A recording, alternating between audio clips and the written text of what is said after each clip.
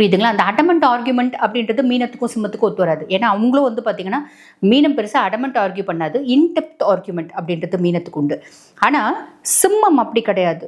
நீ 2 வார்த்தை பேசினா நான் 200 வார்த்தை பேசுவேன். நீ என்ன பெரிய ஆளா, நீ அப்பாட்டாகிற, நான் உன்னை விட பெரிய அப்பாட்டாக அப்படின்ற மாதிரி ஒரு பேச்சுவார்த்தை வரும். ஸோ பெருசாக ஒத்து வர்றது இல்லை அப்படின்னு சொல்லலாம்.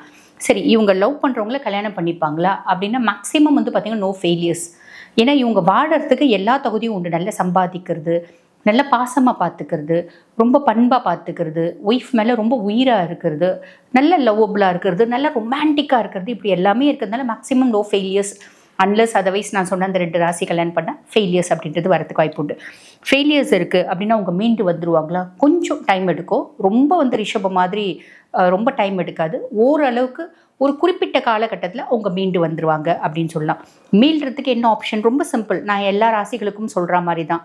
அவங்களோட கிரக நிலை இப்போ என்ன, அவங்களோட சுய ஜாதகம் என்ன, அவங்களோட பூர்வ புண்ணிய ஸ்தானம் எந்த கிரகம் இருக்கும், அவங்களோட கலத்திர ஸ்தானம் எந்த கிரகம் இருக்காங்க, தன குடும்ப வாக்கு ஸ்தானம் எந்த கிரகம் இருக்காங்க, இவங்கள சைக்கலாஜிக்கலாக அந்த பிளானட்ஸை எப்படி பசிஃபை பண்ணுறது, அதே மாதிரி அஸ்ட்ராலஜிக்கலாக எப்படி பசிஃபை பண்ணுறது, அட் த சேம் டைம் வந்து பார்த்திங்கன்னா இவங்களுக்கு மருத்துவ ரீதியாக கவுன்சிலிங் தேவையா, அதே மாதிரி பார்த்திங்கன்னா மெடிகேஷன்ஸ் தேவையா. மெடிகேஷன்ஸ்னால் ஹோமியோபதி கம்ஸ் ஃபஸ்ட் அப்படின்னு சொல்லலாம்.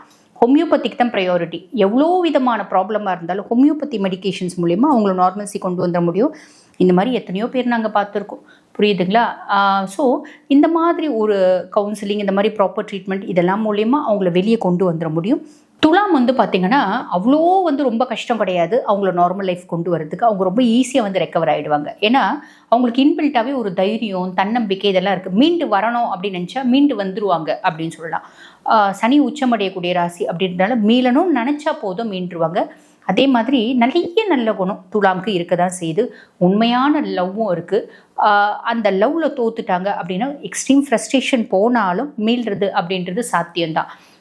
மீண்டுட்டேங்க, அந்த பொண்ணு லவ் பண்ணி என்ன ஏமாற்றிட்டு வேற பையனை கல்யாணம் பண்ணின்னு போயிடுச்சுங்க. இப்போ நான் வந்து வேறு லைஃப் கல்யாணம் பண்ணின்னு எங்கள் அம்மா அப்பாக்காக நான் வேறு கல்யாணம் பண்ணின்னு வாழ்ந்துட்டுருக்கேன். அப்போ அந்த பழைய லவ்வை நான் ஞாபகம் வச்சுட்டுருப்பேன். நான் கண்டிப்பாக ஞாபகம் வச்சுட்டுருப்பாங்க, மறக்க மாட்டாங்க, கண்டிப்பாக ஞாபகம் வச்சுட்டுருப்பாங்க.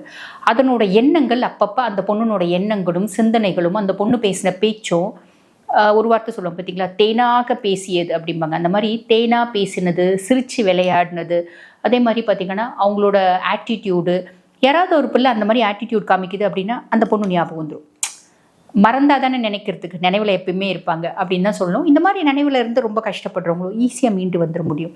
துலாம் பற்றி இன்னும் நிறைய விஷயம் இருக்குது. துலாம்னோட லவ் அப்படின்றது ரொம்ப எக்ஸ்ட்ராடினரி லவ். நிறைய எக்ஸாம்பிள்ஸ் இருக்குது. அதுக்கு இனி வரும் பதிவுகளில் பேசலாம். தேங்க்யூ.